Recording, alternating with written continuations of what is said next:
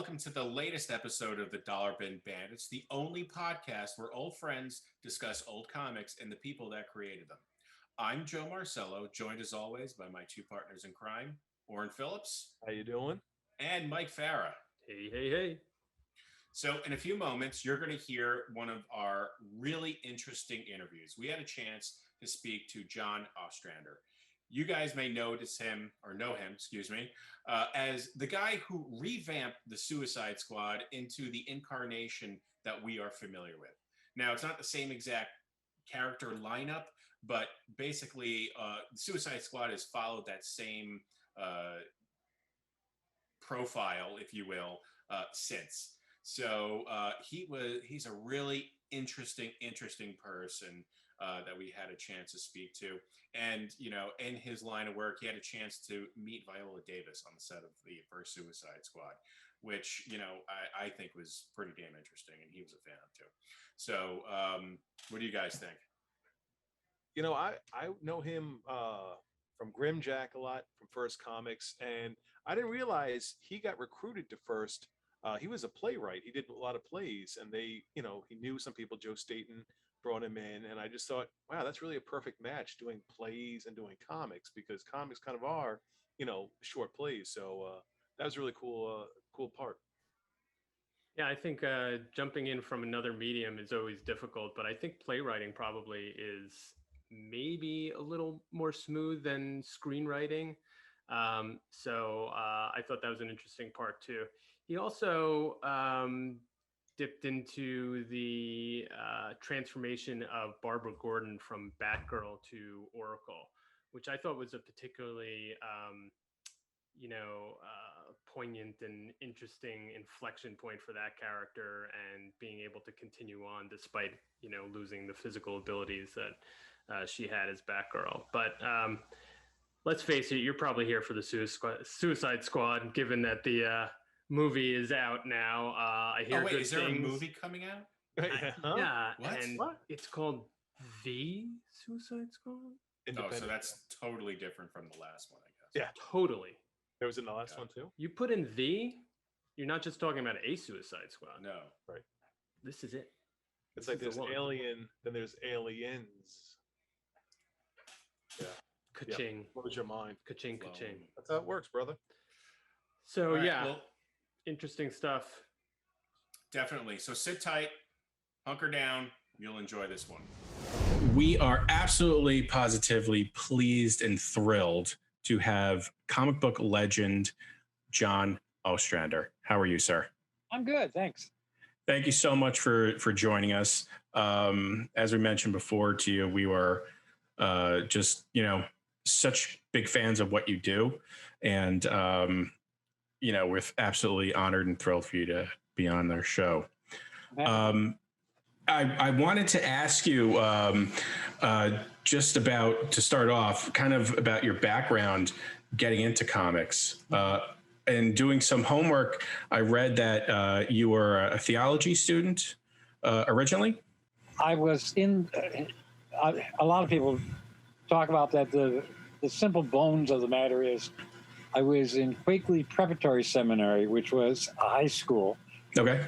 For 1 year for my freshman year. Okay. And I joined the seminary because, being a Roman Catholic boy, I was raised, and I had an overdose of Going My Way.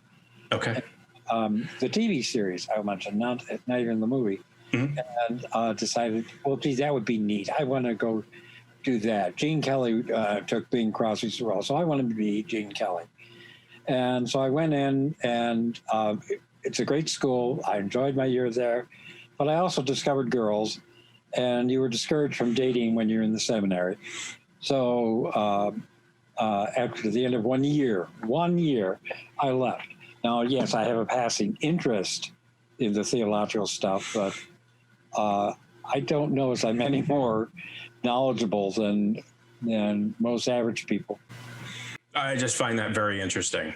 My mother, being, she was a college professor, one of her topics of study when, she was going to school was various religions.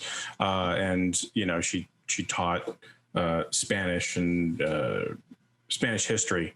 And, religion played a very large part in that. So growing up, I was exposed to it. So I find that very interesting. And then for one to not deviate, but, change their path for other stuff too. So I find that very interesting. Did that exposure or education have any effect on your work in the comics industry? I think certainly most people point to the Spectre when they see. Yeah, that's why. see his heading there, but I think actually in all of my work, there's an interest in good versus bad. The degree thereof. Redemption. That's very prominent in the Spectre. You can see it in the Suicide Squad. Mm-hmm. You can see it even in the Star Wars stuff. I don't enjoy playing with characters that are supposed to be 100% good guys. I'd rather provide. I'd like to find where the cracks are, and explore those, because I think that's what adds to all of our humanity. We all have that. No one is 100% this or that. We all fall somewhere in the middle, and usually we're not stable there. It's an ebb and flow. So I think it's more that interest that I have that may have fueled my going into the seminary, rather than the seminary having fueled that when after I came out. I think my reading, even before going to seminary, I read from a very early age, mm-hmm. and I simply like characters that are flawed. You can see that in Grimjack. You can see that certainly the Squad is filled with that. So how, and again, to step back, but how did you get into comics? I've often been asked, how do you get into comics? My pat gag answer is through the roof with a pickaxe in the dead of night. I was a big fan of comics going back again, into my grade school days. But my mother had either read or heard of Seduction of the Innocent, where they stated that, superhero comics could lead you into juvenile delinquency and more. So while I was allowed some comics, I wasn't allowed superhero comics, which meant, of course, that I had to get them on the sly and hide them until they were discovered and then thrown out. And then I'd find another hiding place and hide more of them. So the fact that they were forbidden simply fueled the desire to get a hold of them. So I was a big comic book reader for a long, long time. And then I also got into theater, and I co-wrote a play with William J. Norris and Stuart Gordon for the Organic Theater in Chicago called Bloody Bess. And it was a tale of piracy and revenge. And a very good friend of mine, Mike Gold, who I've known since forever, became one of the founders and the chief editor at First Comics in Evanston, Illinois. I lived right next door in Rogers Park at the time. And Mike knew of my interest. He had seen Bloody Bess many, many, many times. And so he wanted to see what I would do with the format. So he suggested that in the back of Warp Comics, which was an adaptation of the play Warp, which I was a big fan of, that I could write an 8-page backup. So he gave me a shot. I wrote the plot, sent it in to him. He'd make notes, tell me to rewrite it. I did. I sent it back. He sent it back. I sent it back. He sent it back. And finally, one day he called me up and said, "Well, congratulations, John. We're going to print your story in the back of the first issue of Warp Comics, which is the first issue that First Comics is going to print." I said, "Geez, swell, that's great. Do I get paid for this?" And he said, "Yes, you chump." And he told me what my page rate was at that point. I said, "Oh, I could do this." And after that, I did another backup feature, a 3-parter. And then after that, they threw Star Slayer at me. So I had my first ongoing book, and Grimjack was started in the back of Star Slayer. So I was on my way, and the rest, as they say, is hysteria. Yeah, I was going to say, we had Joe Staten on a couple weeks ago, and when he mentioned that you were in theater before you got into this, at first I was like, that's strange. And I'm like, well, that makes absolutely perfect sense, because you're writing plays every time you're doing this. It's, they continue on. Sometimes they're one-offs. How did you find it to be especially helpful having that background and coming into the industry? Oh, absolutely. Now, I never took a writing class per se, but even more important than the time I spent in the seminary was the time I spent in theater, which started from high school and then went through high school, college, into a professional career in Chicago. And yes, what I learned from theater was amazing. I learned plot structure. I learned how dialogue must carry the action forward, how you reveal character through dialogue and action, and how you weave, theme into plot, into character. How the one goes, how it goes backwards and forwards. So it all influences one another. I also mentioned that Joe Staten, who was the art director at first when I started, one of the things that people don't know in general is that when you're the writer, you're supposed to do what they call the balloon placements. You take the Xeroxes of the art, and you've written, particularly if you've done plot first and then you dialogue from the art, then you're supposed to place where the captions and the sound effects and the thought balloons and the speech balloons, where they go in each panel. And so I was doing that, and he took me aside one day because he told me I was just doing a horrible, terrible job of it, and that that he had to redo it every time I brought something in. So basically, Joe was yelling at me, and Joe's very mild-mannered, so when you get yelled at by Joe, that's kind of a surprise. And I said, but no one told me what I'm supposed to do. He says, you don't know how to? All right, come here. And then he showed me how to balloon place, and I went, oh, okay, now I got it. I won't say that it's my strongest suit, but at least I did it a lot better at that point.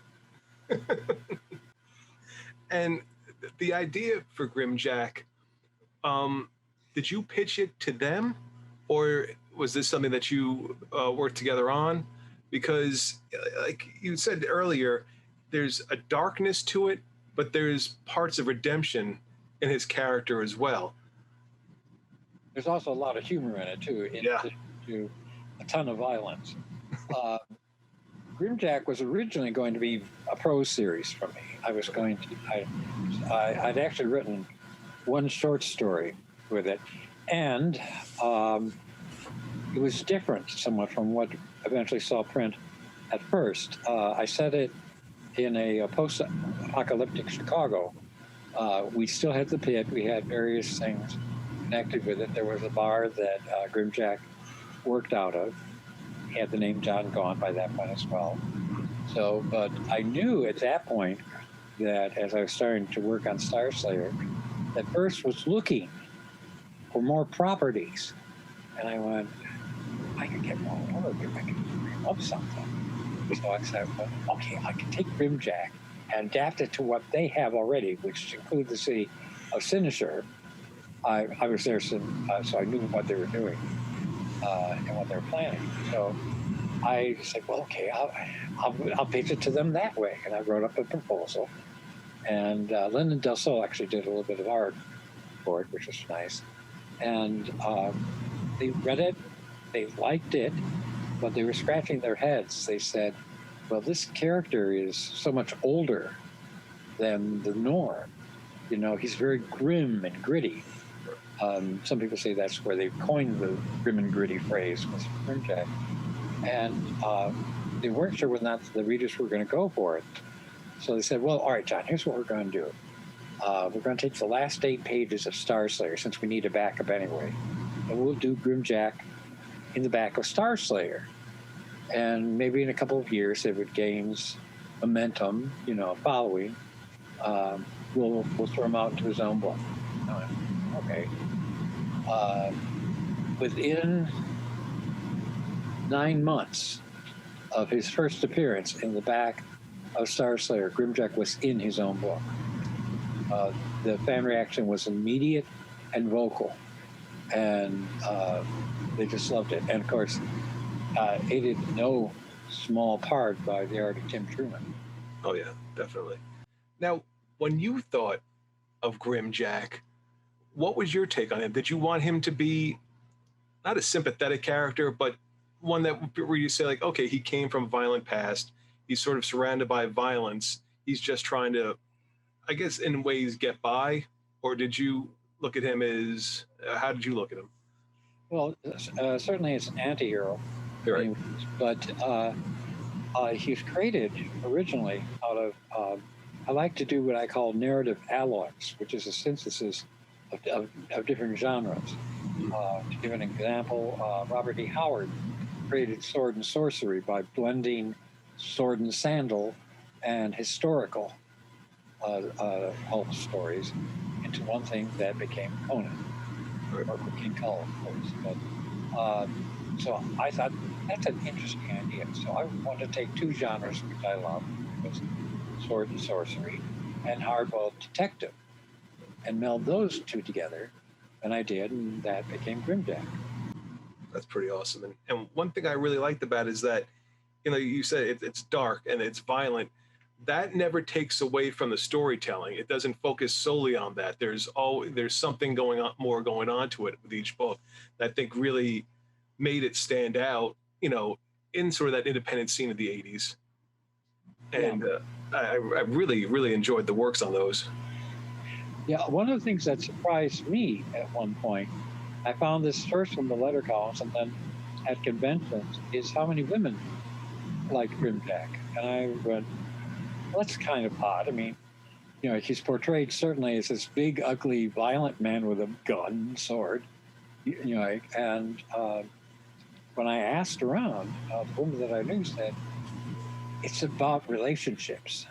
And those relationships change and grow, which I had to do because otherwise I get bored. Right. So, Grimjack as a character and all the characters around him changed, grew, and were challenged. I've also always liked, as well, certain spy fictions like Jean Le Carré, Graham Greene, in which the hero is morally conflicted. Yes. and he's put into a morally conflicting world. The question that that came for me is, how in a place like Sinister do you have any moral code? And if so, what is it? Right. And we actually, in the very first story, one of the, which I found to be a bedrock principle for Grimjack, is as he goes into battle at one point, somebody's saying, no, stay low, and he says, I stand by my friends.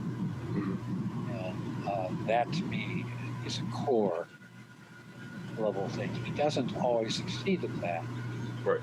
But that is, for him, primary. Yeah. I remember a story, I think it was a few different crossovers, and this was a crossover that Nexus was part of. And Nexus was coming after someone, and Grimjack didn't have to get himself involved, but he does. It cost him the bar. The bar gets pretty much destroyed by Nexus, and puts them sort of on Nexus's, radar.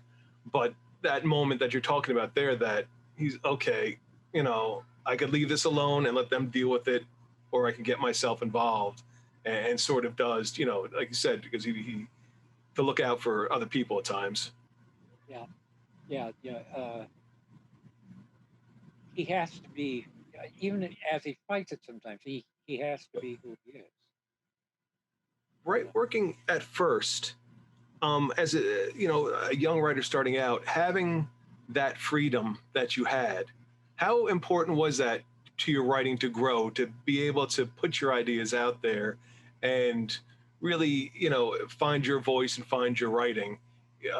Maybe if you had done so with DC and Marvel, it might have had to be a little more confined. I think so. Certainly, I was able to explore and go in the avenues that I wanted to. With Grimjack in particular, that was my character. That's the character I came up with. So you're not going to tell me how I won that character. Grimjack comes from somewhere, Right. and there's a bit of him in me somewhere that makes you go, oh, no, I don't think so. And I was able to bring that to DC at the time, and this was DC just after Crisis on Infinite Earths, when everything was up for grabs.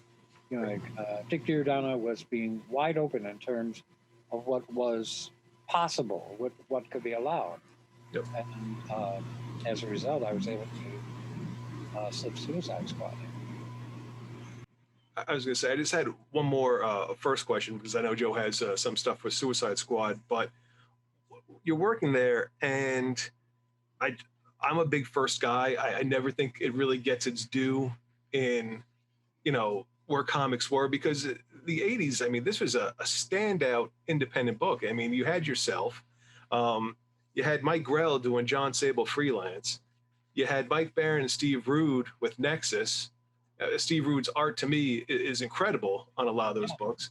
And then, you have Mike Barron working on Badger, which is, oh my God. And all those books, while violent at times, like you said, there's humor in them. Yeah. And it's not overly violent that you're sitting there like overwhelmed by it, but there's good writing, there's great storytelling. And boy, oh boy, I mean, you guys were just firing on all cylinders at first, I felt.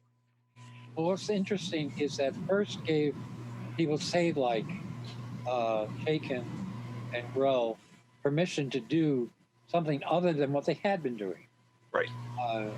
And as a result, you got Howard doing the work of his career. Yeah. I think on it, and certainly Grell. Oh yeah. This is a guy who was doing Legion of Superheroes. He was doing Warlord. Instead he's doing a nitty-gritty urban Avenger sort of character, based very much, and not with a mask or like a bat. Yep. On, rooted pretty close to reality. Mm-hmm. So first gave them the opportunity to do things that otherwise they weren't doing. Now with Nexus and with the Badger, well, these are characters that had been at Capitol, but first picked them up and enabled them after Capitol folded to go on and explore further into what they were doing. So yeah, First was very much, as were several other independents at the time, able to push things in new directions. I mean, the 80s in general, in terms of comics, particularly from the independents, was an amazing time. You had artists who were just coming up, just making their name, and it really changed the industry at that point. 100%. So I know you mentioned it. You came in during during a post-crisis era. Yeah. And so what was that like coming into DC at that point? Because there was, more or less comic book world upheaval. Everything was, all shooken up.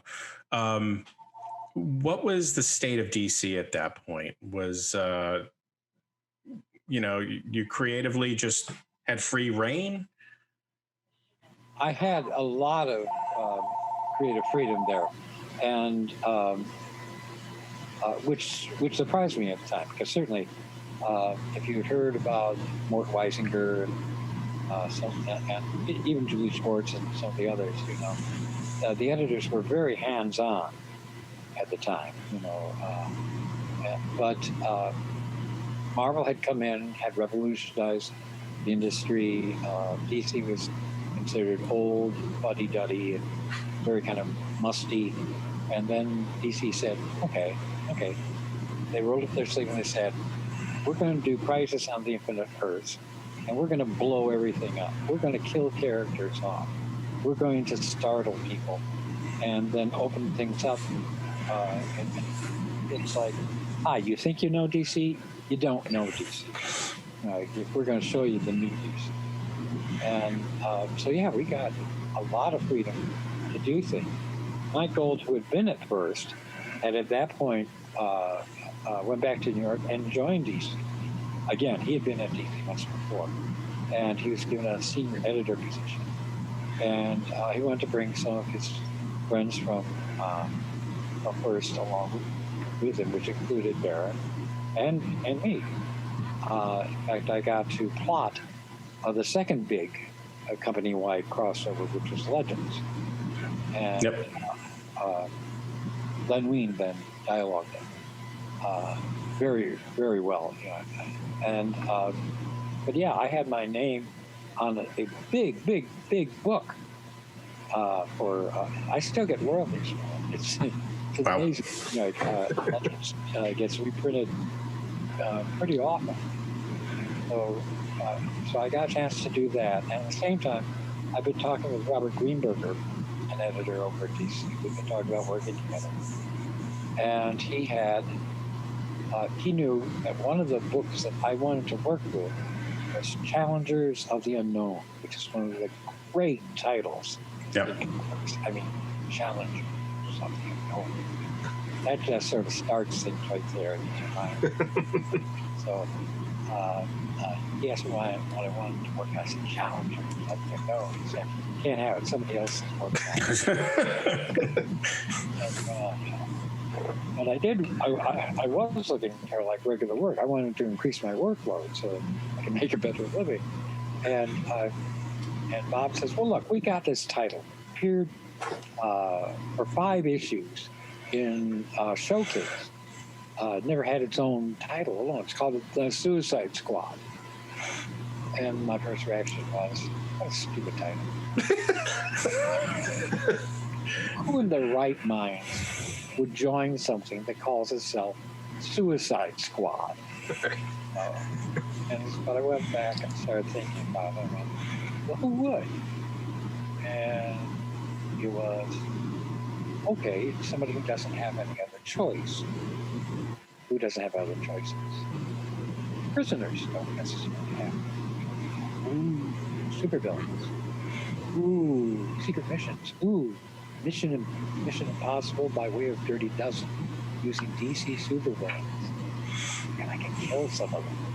So that's what I proposed. And they went, oh, okay. I was also a big fan of Secret Society of Supervillains. I was the Joker had his own magazine for a while. I read that. I loved it. So these are the characters I love to play with. Yeah. I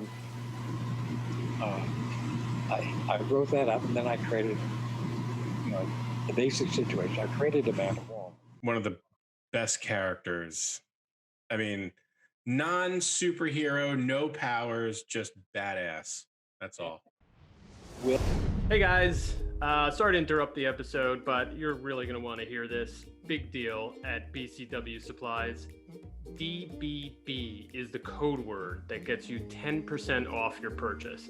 DBB as in Dollar Bin Bandits, BCW Supplies. What are those supplies? Well, you got bags, you got boards, you got boxes, both your plain variety and your super cool, like superpower underoos variety. You got all kinds of stuff from collectibles to displays and what have you. It's really a comic superstore for your display and maintenance of your collection. But they don't have just comic book stuff too. Any type of sports memorabilia, balls, other kinds of balls. Lots of balls. Lots of balls. Even records, CDs, anything that you want to basically protect your memorabilia, they have it there. And like Mike said, you go to the website, bcwsupplies.com, type in code word DBB, you get 10% off. Don't be the guy in your comic group whose comics get ruined or his collectibles get ruined because you didn't protect them the way you could have. Go to the site. Thank you. So, there was no one like her. She was a little bit older. She was female. She was hefty. She was black. I did all of that because there wasn't anybody like that around. And I thought, well, we need the comics industry needs someone like that around. Someone who forged from sheer will. I mean, I didn't start calling her the Wall right away, but very soon, because that's who she was. She was this wall.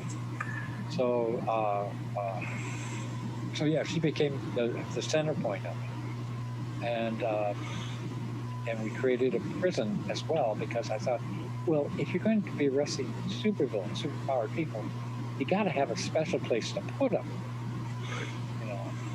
Also, I wanted to play with villains because I wanted to create the idea that they were capable, left on their own. If the superheroes weren't interfering with them, these would be badass, dangerous people doing bad things to society. So if that wasn't true, then the superheroes are just bullies. But if they're capable on their own, we can show that by Suicide Squad. Well, okay, then when they go back to their own books, or to their host books, then they have a more credible threat. I mean, Captain Boomerang, Bob Greenberger said, put him in because the Flash people aren't using him right now. I said, oh, Captain Boomerang, he looks like he's got an ice cream cellar. That blouse thing, and he throws boomerangs, explosive boomerangs, and that too. But I found a hook for his character that really appealed to me, and I'll explain that briefly if I can. There's a series of books by this writer George MacDonald Fraser called Flashman, and it takes a character from another book. And that's what I'm there. This is within another thing called Tom Brown's School Days, which was late Victorian times, around the turn of that century. And Flashman was a character. He was a bully. He was a braggart. He was a member of the school. He was Tom Brown's nemesis.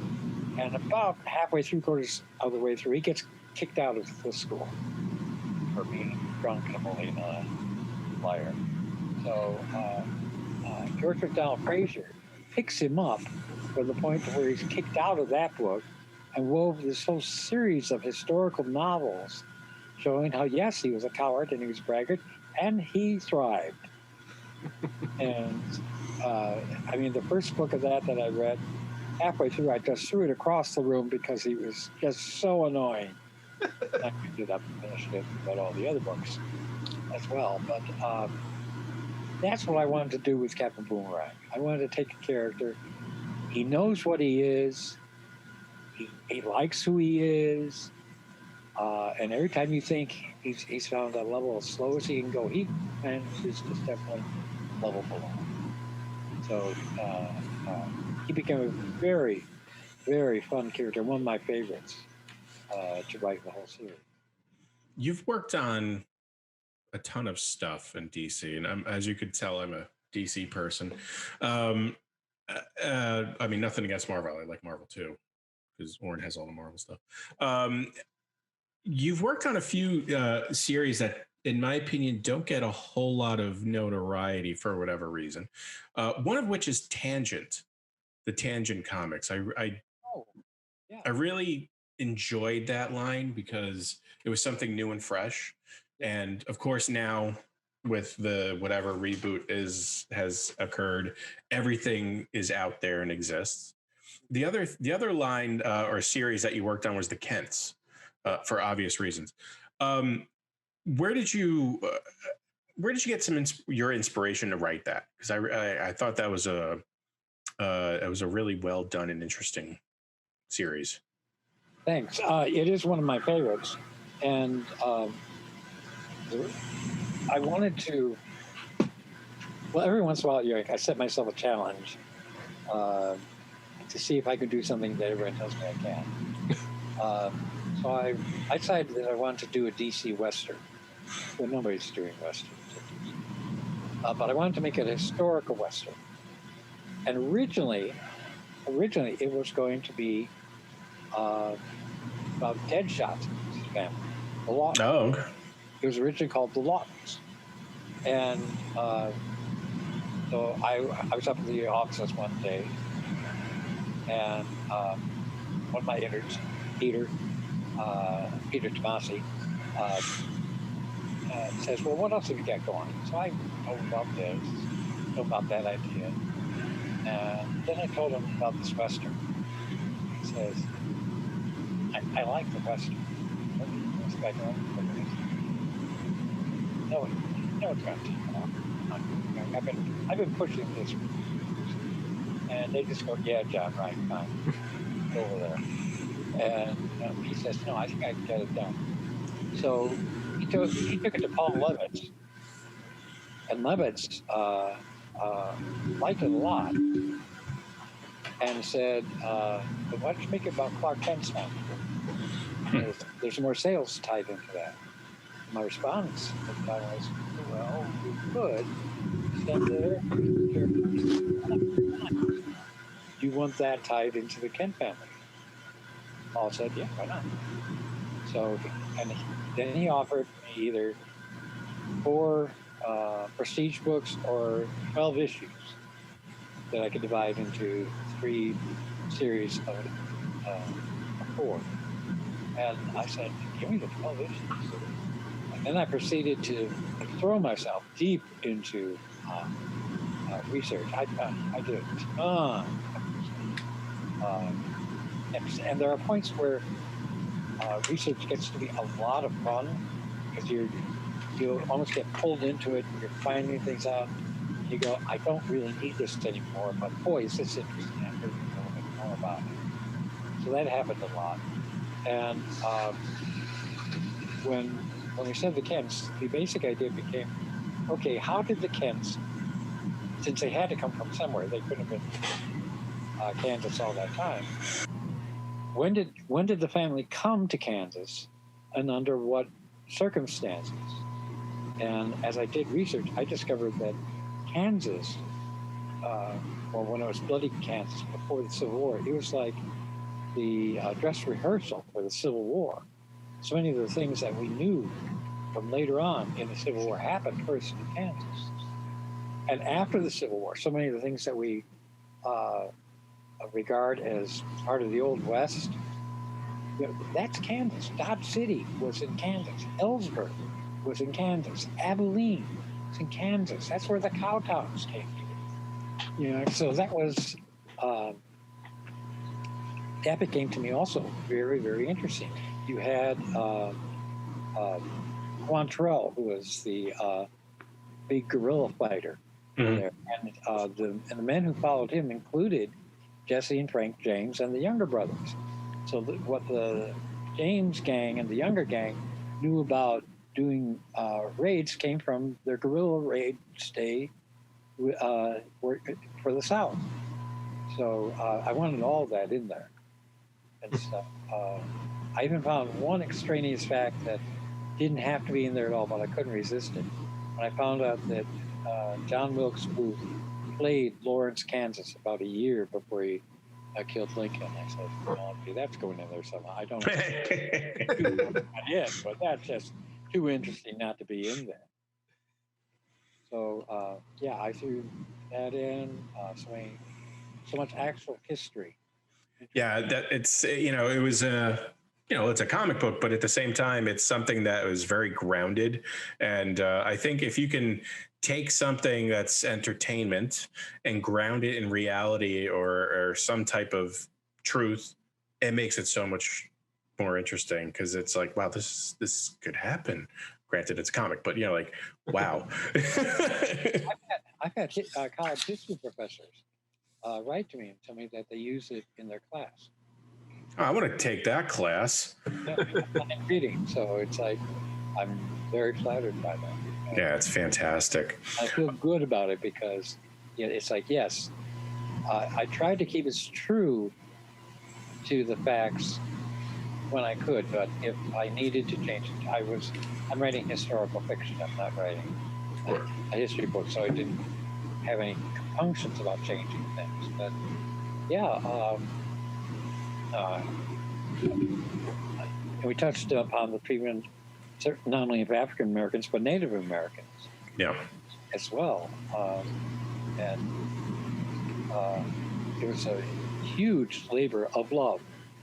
My joke is, by the time I balance out what I spent on research books, I got paid for it, maybe about broke even. A little bit better. The other character I'd love to just ask you about before I hand it over to Oren is Barbara Gordon. You solidified her in her wheelchair, so much so that they just keep putting her back in it. Yeah. And I mean, she was a great Batgirl, but she really was, I would say, an even better, and as the term is now, but woman in the chair. I mean, she is, just so, and now she doesn't, like, they recently made her Oracle again, but she doesn't have to be Oracle. She can walk. But you just did such a bang up job as with that character that they're like, yeah, no, keep her. Yeah. I and my late wife, Kim Yale, did it. And I'm not disparaging the Killing Joke, but we both objected to what we felt was the gratuitous shooting of Barbara Gordon. Mm-hmm. Both and in the way that it happened. She hears a knock at the apartment door. First of all, this is the commissioner of police in Gotham City. They have no people. They have no keychain. People are just allowed up into the apartment building. There's no guards there. That didn't make sense to me. She goes to the door, and she opens the door, and the Joker's there and shoots her. And from the caliber of the gun and the angle of the shot, well, we felt, okay, technically she probably should have been dead, either from the moment that she was hit or from sepsis, because she would have perforated some of the organs that would cause that. But if she was still alive, it would have to leave her crippled. And that was their intention at the time. Moore was asked, and he said, told him, cripple the bitch. And so we said, well, that's just wrong. This is a better character than that. So we asked for her. They said, fine. We knew that her background included extensive work with computers. And again, she filled a position in the DC universe that no one else had for it. We said, okay, we'll make her, because of her expertise with computers, so that she can actually look up things. And we said, if we do this right, a lot of writers in DC will want to use her because it saves so much plotting time, page time. Instead of your character having to go here or there to find out this or that, we'll put in a call to Oracle. Yeah, they just, hey. Yeah, and she real quickly finds out what they need to know, and they can go off and beat up somebody. Right. So, so it solves, and that's what happened. People started using her a lot because she was so useful. And then you had Birds of Prey as well, and she gathered characters around that. We also had her learn a martial art called Eskrima, which she could do from her wheelchair, so she wasn't just helpless in that respect. And we got a lot of mail from people who were, I don't know if the correct word these days is handicapped, but that's essentially right what they were, and how much they identified. That's awesome. We did the her origin story, which, by the way, was the last story that Kim wrote with me before she died. Kim insisted that there be a page where we show her leaving the hospital and transferring from the wheelchair to the back seat of the car, and how difficult that was for her. She had done research. She found out how you have to do that. And people who knew that really appreciated it and appreciated her because she was one of them. That's awesome. Yeah. Yeah, it's a fantastic character. And, again, like Amanda Waller, she's really badass in the sense that she can kind of do everything. Yeah. I mean, she's, not to sound creepy, but I mean, she's an attractive character.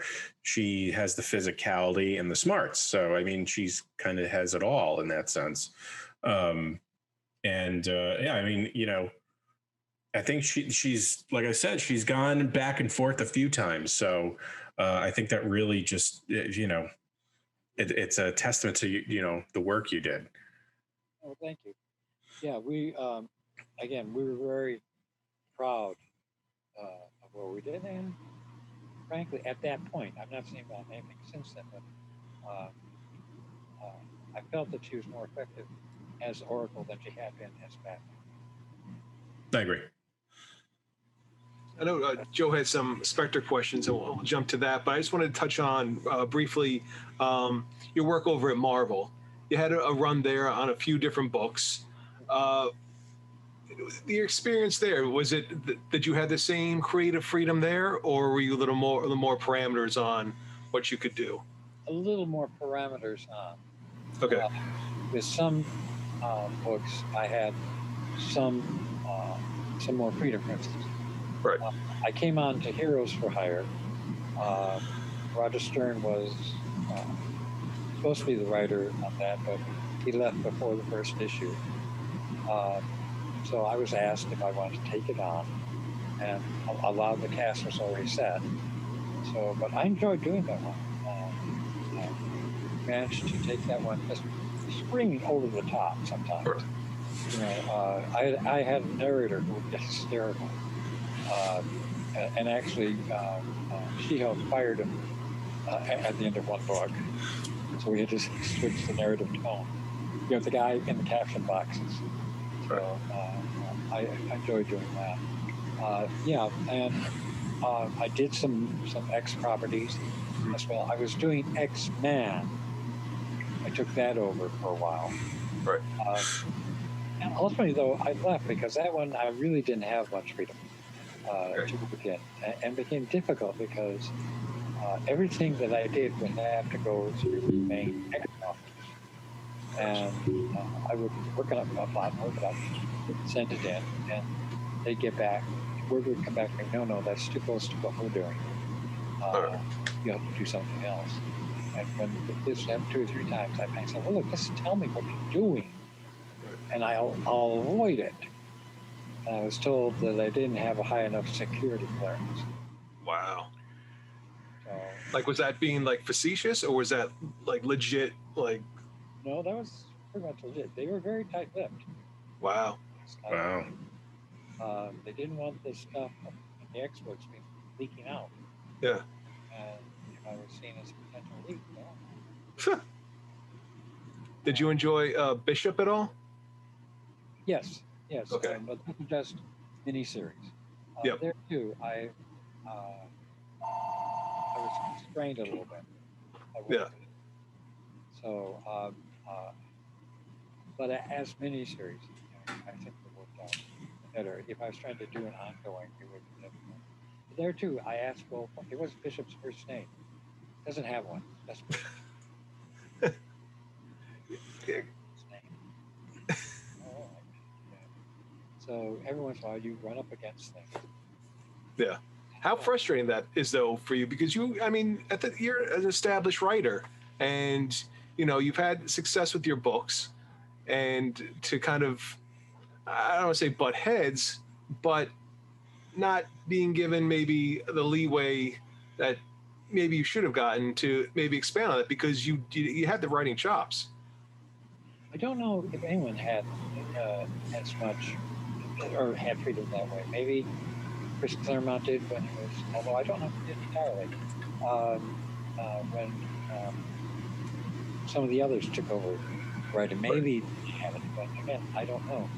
The problem I had at one point was there was a change at Marvel, and they reorganized, so they had one assistant editor for artists and one assistant editor hired to handle writers. Okay. So if you wanted to get in, you couldn't just walk in and see editors on the floor that you had this person. And I forget what the woman's name was, but I don't think she was even from within the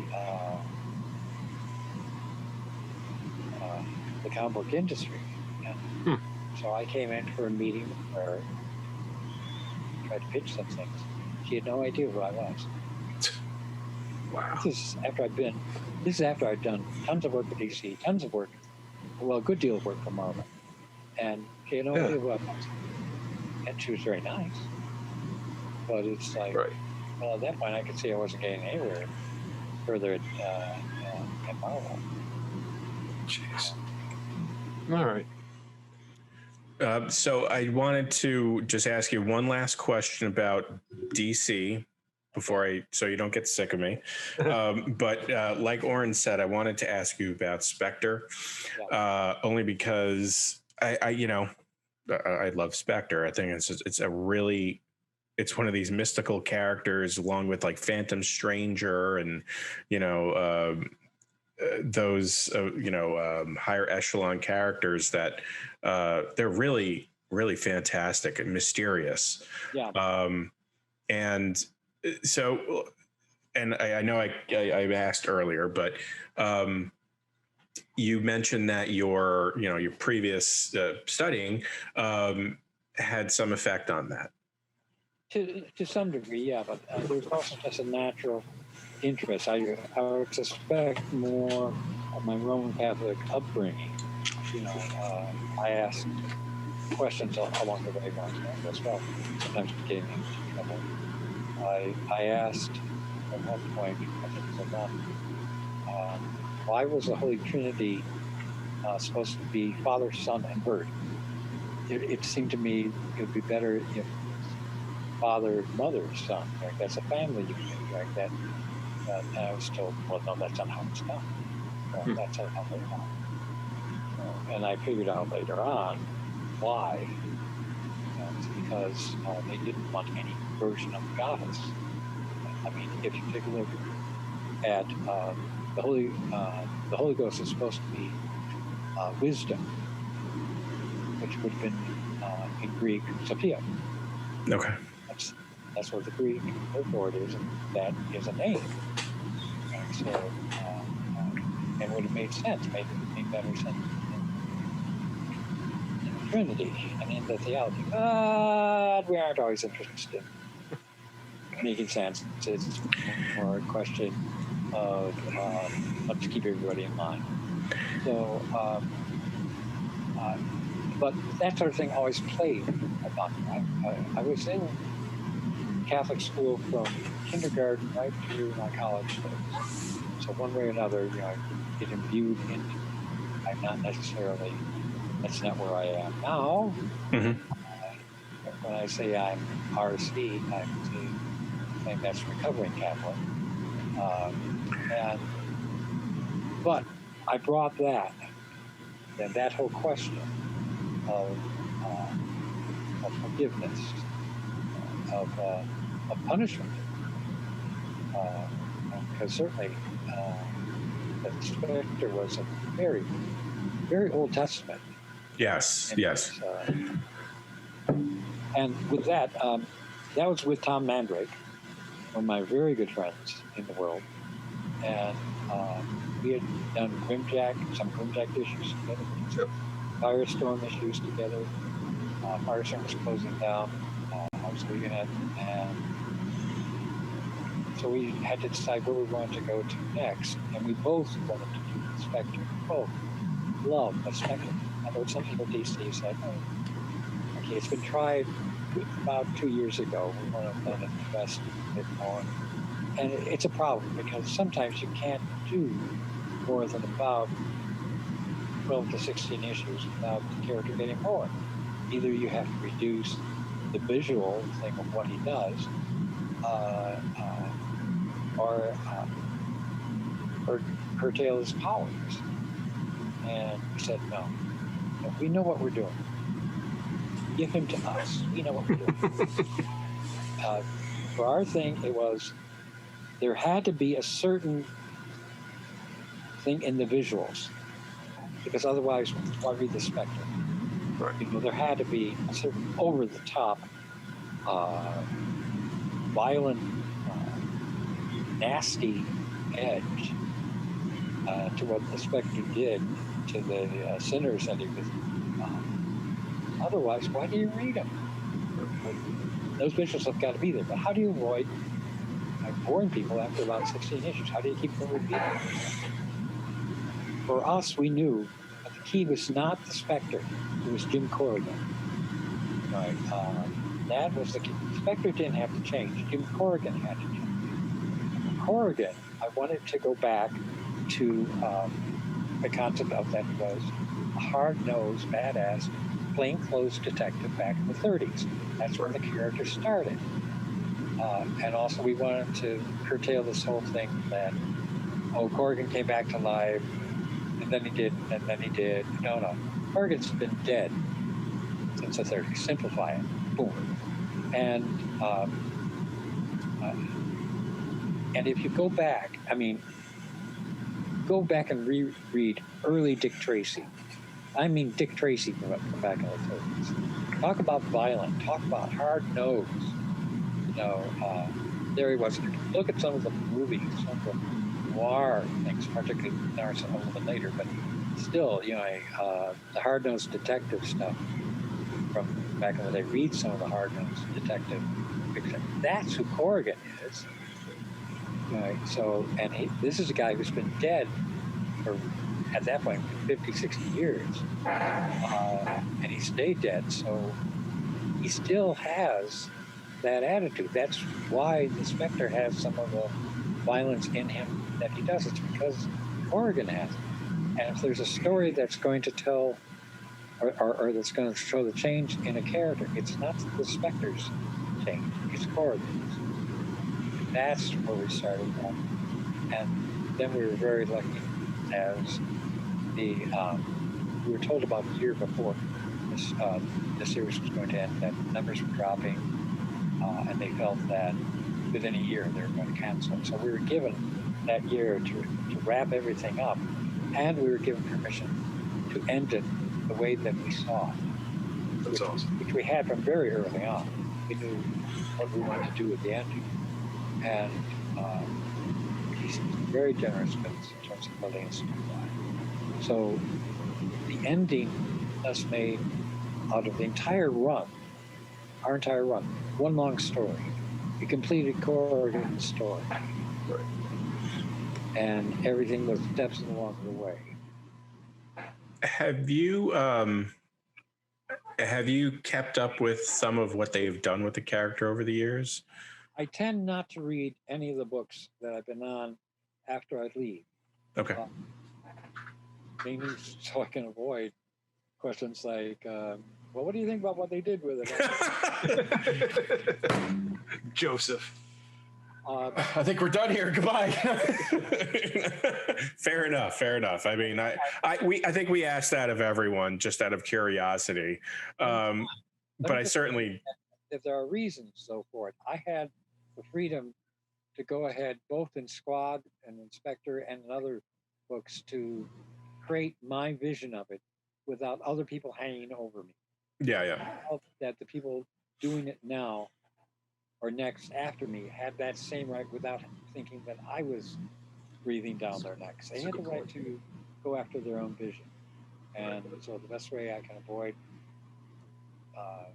commenting on their stuff is to not read their stuff. No, that makes absolute sense. I mean, if I had something I worked on, and I mean, I in past life, in another career, I had people work on stuff that I had my hands on previously, and I didn't really want to look at it. So, but I, just from my own personal opinion, I think, the stuff that you established as the Spectre really carried through to many, if not all, the various incarnations that came later, whether it was Hal Jordan taking over the role or the latest person, I can't remember his name, but, he kind of still has that. I'm sorry. I didn't hear it. I'm sorry. Just they still have that kind of wrath. Well, he is the wrath of God, but that Old Testament style of the character, which, really is, the character in a nutshell. Well, it lends itself so much to the visuals that really sell the book. And I will say Tom Mandrake could do spectacular visuals. Yes. A couple of my favorites one of the favorite ones that I had was in the first issue. I think it's actually one of the first time we actually see the Spectre as the Spectre. There's been some gangbangers and they've just shot people on a drive-by indiscriminately. They had a target, but they killed several other people. But as they're driving up the road, speeding away, all of a sudden you start to see this giant head of the Spectre coming up through the pavement. And as they drive closer, the Spectre opens his mouth and they wind up driving into the Spectre's mouth. I love that visual. And there's another one where somebody else was trying to do a drive-by shooting. Obviously something that we enjoy doing. But they're spraying bullets and a tiny Spectre comes up, puts his hand up in front of the spray of bullets and summons them and takes them up, and he rains them back down on the car that from which the shooters were at, like a very heavy rain. And that was a spectacular visual. Wow. That's correct. I wanted to touch very quickly, just because some similarities. You worked a bit with Valiant Comics, which always reminded me a bit of First, sort of writer-driven comics. Yeah. How did you find it there? Because I know there were a lot of changes going on in Valiant. It started a certain way, and then I think some investors came in, and the books, to me at least as a reader, changed a bit. They became more focused on the art than the story. Did you enjoy your time there? Largely. There was one point in particular, right around the time when I was taking over Magnus and then Rye in the Future Force. Yes. My first issue came out 1 month ago. My first issue of Rye came out the next. Well, this was at the time when you had all these investors investing in first issues and stuff, and people were going crazy buying boxes and boxes and boxes of books. This is right after or close to the death of Superman. Everyone, this is a collector's edition. Superman's dead. He'll never be back. I got somebody calling me who I knew and said, "Is it true? Is he? Is he really dead?" I said, "Come on. He makes more money they make more money off of Underoos than they do off of the books. He's back."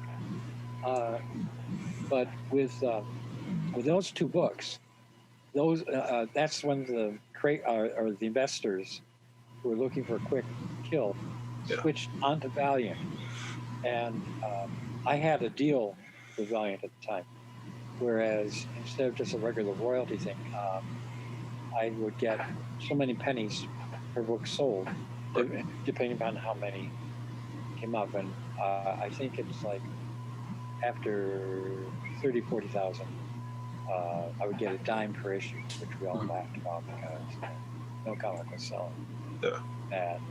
Well, it's the first issue that I was on for Magnus sold just over 900,000, and the first issue of Rye sold just under 900,000. So my royalties that quarter were incredible. Yeah. Money like I've never seen since, certainly. The thing about, I came on because Jim Shooter parted with them. And I was asked on to write, they were doing Magnus versus, I think it was Predator. Yep. And they asked me to come in and to finish dialoguing the first issue and then to write the second issue. They had no notes. Shooter had taken everything with him. I had no idea what the plot was actually supposed to be. Right. So I had to do it and then do the second half of it without any notes and try to make the whole thing work. It worked. It was okay. You know, and those two got also royalties, which was great. But yeah, there was this consistent thing, and I don't know what it was about Valiant at the time, but it seemed like people kept on leaving, and not always under happy circumstances. Yeah. I stayed on there for a long time, switching up to different books until I decided that I couldn't stay. So. And one of the things you worked on was Deathmate, which I just, you know, as a fan at the time, I thought this was going to be the coolest thing to ever happen because I loved Valiant. Image were like the bad boys of comics. Yeah. And you're saying to yourself, man, when these two come together, it's going to be ridiculous. And this is just my take on it. I felt you guys put the effort in. I felt you guys took it seriously. You guys wanted to make something work. And I'm not trying to besmirch anyone over there. It kind of felt a little phoned in on their part that here's something, let's get this done. And, you know, I didn't take it out on Valiant, but I think there was a disappointment overall that this could have been something really monumental going on and a ball was dropped somewhere. Yeah. At the time, you know, I remember when they were telling me about it, you know, I'm excited. I knew what my portion of it was going to be. And I said, well, you know, these guys have trouble hitting a deadline. Right? It was if they had a shotgun on the broadside of a barn, they'd hit the chick. You know, and again, I'm not bad-mouthing them at all. Right. That was their rep. That was the fact. Yeah. And they said, no, we've got it set up so that of the 4 books, they were color-coded, you know, we are responsible for 2 of them, and then they are responsible. And it's set up in such a way that you can read them out of order. You know, if ours comes out, then theirs doesn't come out, it won't matter. And I said, guys, it will matter, because you're perceived as the adults. You know? So you, as a responsibility, will fall on you. No matter whether that's fair or not, the responsibility is going to fall on you. That's how it's going to be seen. Right. That's how it's going to be seen. I was going to say, did you feel weird writing characters? Not that didn't belong to you. I'm talking about some of the Image characters that were in the book. But, you know, that's their universe and that's their stuff. And it's your responsibility to incorporate them into your universe and tell a story. Was that sort of a weird balance to try to write that out? Yes and no. I mean, I wanted to be true to their characters, but at the same time, since it was a almost alternate universe, you can do variations of their characters and have it work. So from that end, it did work. One thing that also came out of it, as I recall, was the Deathmate Tour. And they had a tour bus, and different teams would be sent out to different portions of the country or to California or wherever. Yep. And you would tour from comic book shop to comic book shop. And some of them would be Image guys and some of them would be Valiant guys. Well, I was with the Valiant guys. I started in San Francisco. Then we were supposed to work our way down to San Diego just in time for the convention. You know, and it was a tour bus. I mean, it was like a rock and roll tour bus. It was deluxe. It was set up real nice. And and we had a wild cast of characters.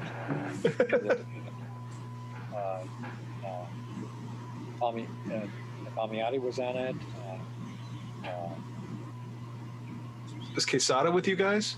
Yeah. Quesada and Palmieri both were with us.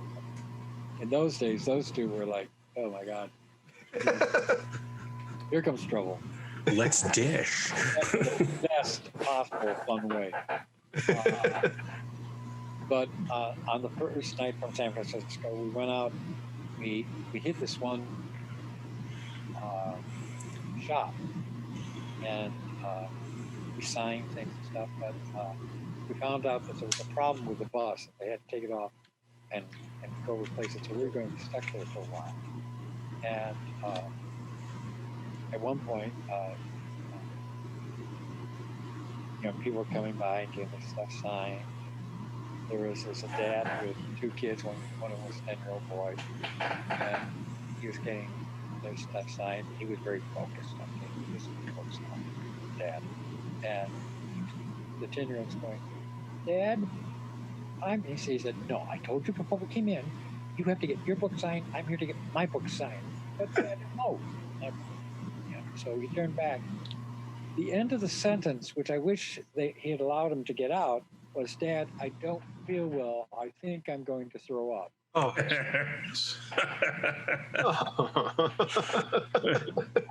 He did. All over the table. Oh, Jesus. And I mean, for a moment, we were just transfixed by it. And then the smell hits us. I got to stand by me. And we found out that at that point, that the special cover on the book that we were doing was vomit proof. They were able to just wipe it off and nice. Fine. I guess. That's thinking right there. Yeah. I changed the industry. Yeah. So look, I got a fancy shiny cover. Yeah, but is it vomit proof? there are ways of doing it. So after we were done with that store, we still had to wait for the bus to get back from where it was being repaired. So that a couple hours went by, and we finally got on it. We had a tour manager. There was another store way down. I think it was close to Bakersville, and right on the edge of the desert. So Bakersfield, I think. And so we were driving off, way behind schedule. And he was going to try to get us out from having to do that thing because we were going to be, it's going to be hours and hours. And we just cut it and go rest for the night and go on to the next thing. And then he came back to us and said, guys, I'm sorry, we have to do it.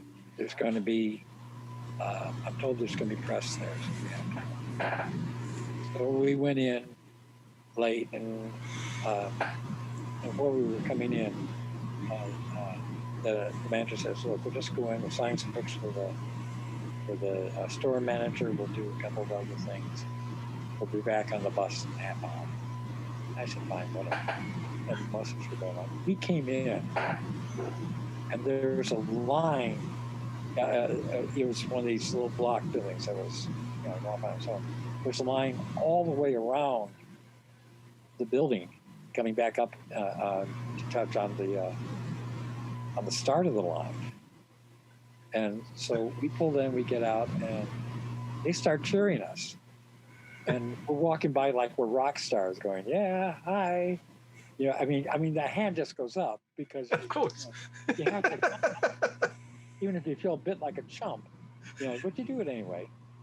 So, and we were doing this stuff, and they said, "Okay, we got to wrap this up." And I said, "There are people who've been out here in heat all day, waiting for us. We can't." I said, "Look, here, this is what we do. Everybody grab a pen. We'll go out and we'll work the line. Everyone will get at least one comic signed by at least one of us, right. And we'll be out of here soon. We'll just work the line." Yeah. And we did. And I asked one guy, who was waiting, and I was saying something. I said, "Hey, I really appreciate you guys waiting this long, but I got to tell you, I wouldn't have done it."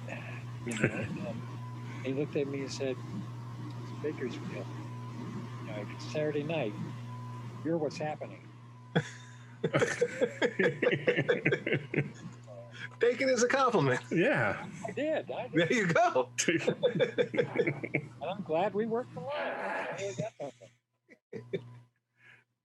So I wanted to ask you about Star Wars, and I'm going to say the most controversial thing that we've said on this show. I'm sick of a lot of the stuff in Star Wars that is out because I think they're beating a dead horse. However, you did Dawn of the Jedi, and I think that is an awesome set of stories. Thank you. For a couple of reasons. One, I mean, it's fresh and new. It's something that hasn't been explored. I mean, for the most part, I think all the stuff you did on Star Wars really wasn't anything that had been explored. But the Dawn of Jedi, where it really started, where they weren't even really called. Sorry, my camera's all over the place. Weren't even called Jedi at that point. They didn't have the conventional. I'm sorry. Jedi. Sorry. They didn't have the conventional lightsabers. I mean, it was a great series. I just started rereading it a couple of weeks back, just so I can refamiliarize myself with it. What was that like, getting to play in that sandbox? Oh, well, I mean, the whole Star Wars experience was a lot of fun. Yeah. And fortunately, I have my partner in crime, Jan Dursman. And Jan, I mean, I knew Star Wars pretty well. I was a fan from before the first film showed up. I'd read the novelization of the Foster. So I was a big fan going in. And Jan, and what I didn't know about Star Wars, Jan did. I mean, she could have written the encyclopedia for me, and gotten it right. So and we started together on it, and first we did the stuff around the time of the Clone Wars, because one of the reasons that we focused on our own character is I told them at the time, they were doing it as an anthology of different minor characters in Star Wars. I said, what you need is a solid regular team, because that'll bring the fans back. If they like the team, they'll keep on coming back for it. Otherwise, it depends upon who the team is, whether they know them or not. So, and also you want to use your own characters, because otherwise you are tied to what they're going to do with the major characters. You have no freedom then. We have we know who's going to live or die from the main characters, because that's going to happen in the movies. I said, if it's your own characters, you can kill them, train them, do whatever. They can succeed. You can do whatever you want. And at that point, Lucas wasn't going to tell the Clone Wars story. So later on, I think they're going to. So we got a chance to do all of that until they actually caught up with us and did it.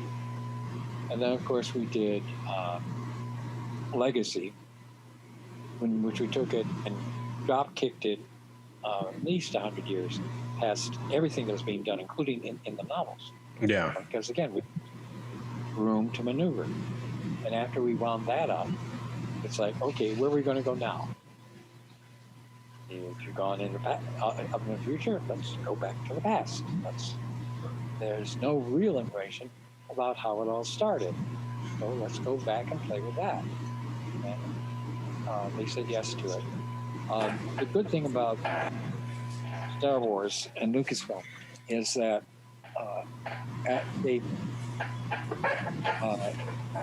when you do work for Lucasfilm, they have to approve it at every step of the way. Okay. From plot idea, springboards, to plot, to script, to pencils, to inks, to colors, to lettering, to editing. Wow. They have to approve everything.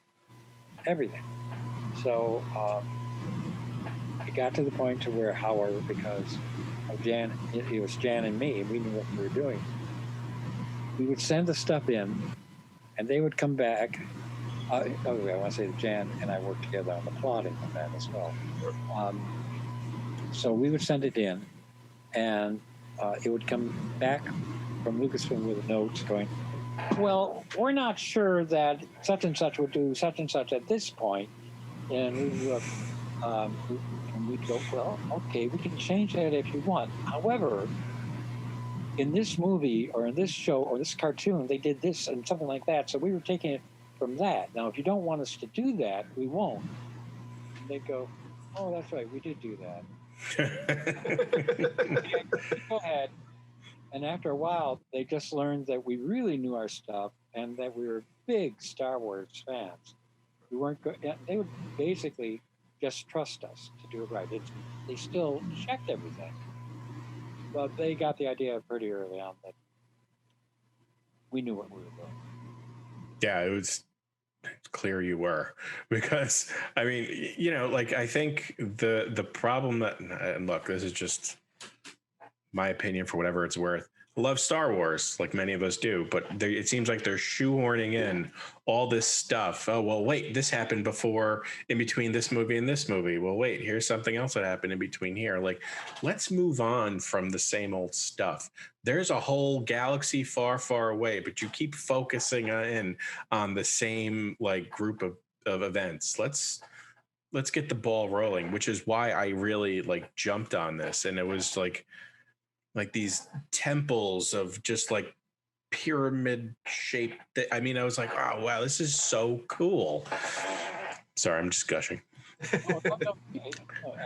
Jan in particular also, one thing again, in high praise of Jan, keep in mind that when a Star Wars movie's put together, you have this whole design team designing the costumes, the weapons, the architecture, the ships, and on and on and on and on. Okay. Yes, you can use stuff that has been invented, but most often it's not. You're also inventing new things. They had design teams that would work for years before it's moved out. We had Jan Dorsey. That's awesome. And usually doing it on real short notice. Wow. That's pretty awesome. Yeah. And one thing I want to mention, that you, sir, are in the upcoming Suicide Squad film. The internet went crazy when you popped up in a cameo.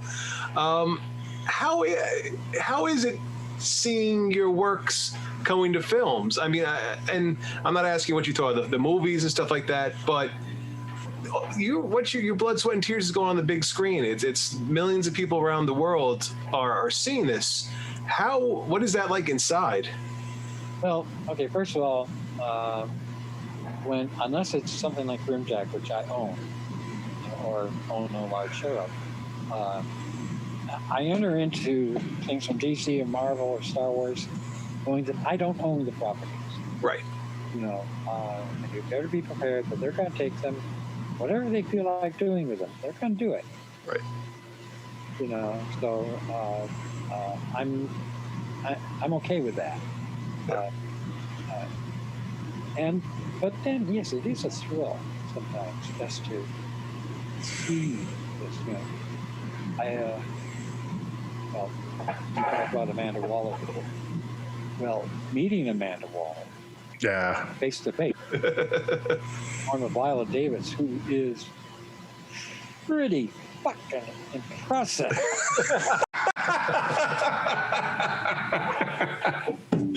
The one time I did, I was babbling a bit, you know. It's Viola Davis, for God's sake. Yeah.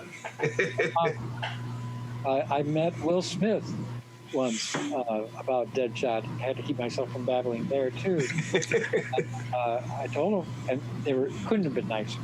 Couldn't have been nicer. Him, Margot Robbie, and the others. But I told him I was a little worried. Wait, you just breeze over Margot Robbie like that? No, because this isn't her story. Okay. But Will Smith, who's tall, you know, I told him that out of all the characters, he was the one I was most worried about meeting. And he looked at me quizzically, like, and this expression on his face seemed to be, well, I'm a nice guy. Why are you worried about meeting me? I said, there's this movie I once saw in which there's a writer and she's writing a character and she encounters the fact that the character is actually alive on Earth. That's the same person. And as she writes it, it's affecting his life. I'm trying to remember the movie, but it'll come to me eventually. But, and I thought, okay. And I told him, I said, I told him about that, and I said, and then I thought about having to meet some of the characters that I've written. And I've done terrible things to Deadshot. Will Smith laughed at that. Is there a chance you're going to pop up in more DC films? You're going to be the new, like a Stan Lee type, where you're going to show up in random scenes? Yeah. If people want to call me and have me come out and do things, that's fine. I'm not Stanley. I don't pretend to be. Nice. James Gunn was terrific. They were all terrific. By any chance, did you mention to James Gunn your initial thoughts of Suicide Squad when you first heard about it? You're like, oh, this is a stupid name or something. Oh yeah, he laughed. I was going to say, he seems like the type of person that would really, appreciate that opinion. I also told him that there was a link to Tennessee Williams in it. Oh, really? Yeah, the famed playwright. The prison, Belle Reve. Yeah. That's the plantation that in Streetcar Named Desire that the two women were raised at. Oh my goodness. So in my mind, Belle Reve got sold to someone who then sold it to the government, who created a prison there. Built it there. Oh my God, you have to work that into something. That has to come. I told it to a couple of people, so. So that's great fun. That's pretty cool. I would love to do, and nice thing about it is that when I first started working on the cameo, I was just going to be someone silent. But James Gunn decided that I seemed to be capable, and so he threw a couple lines at me to say. And with luck, they'll still be there when the movie comes out. Or they might wind up on the bedroom floor. But I've been in 2 trailers now, so I feel vindicated. I think it'll be there. And one last question for me is, what artist that you work with do you feel captured your writing the best on page? One that there was a synergy with the best. I know we talked about Spectre before. I've been lucky that with almost every one of the artists that I have worked with, I have been, we wind up being simpatico. That's awesome. Especially the ones that I've worked with for like long stretches, like Jan Thursmo, like Tom Mandrake, like Tim Truman, who's my brother from another mother. Yeah. We're all very tight, very close, and I love them all. Like I said, with virtually every artist that I've worked with, I try to write for the artist. I mean, there's things that I need done sometimes. Do I always get it? No. Do I always give them what they need? No. But by and large, I could not name one to save my life. That's a pretty darn good career then, when you have that happen where it works each time. I mean, it's a blessed sort of thing. Yeah, and the fact that I've gotten to work long periods. I mean, Dan Dursman and I on Star Wars 10 years. Yeah. Tom Mandrake and I on 3 different books. I couldn't even begin to total up those years. Me and Tim, all the early days of Grimjack. Mm-hmm. Amazing. Yeah, it's awesome, man. It's really awesome. That's all I have. That's what. Thank you so much. Yes. Thank you so much for your writing and all that you've done for us comic fans, because your work it stands the test of time. So that was our really interesting interview with John Ostrander. I hope you guys enjoyed it as much as we did. I mean, look, this guy he's done so much. I mean, he's studied in seminary school. He's, rewritten the Suicide Squad to a version that we absolutely adore nowadays. He's created some iconic characters like Amanda Waller, who in my view is probably the female Nick Fury. Yeah, and make sure if you go see the film, keep your eyes peeled, because he does have a cameo in the movie. I'm not going to tell you where, but it's worth checking out. And as always, remember to rate, review, and subscribe. We run on your positive vibes, so please send them our way, and we'll have more for you next week. We're going to be inviting into our interview room Eric Larson, the man behind Savage Dragon, Amazing Spider-Man, Savage Dragon again, because it's just so crazy and zany. So keep listening.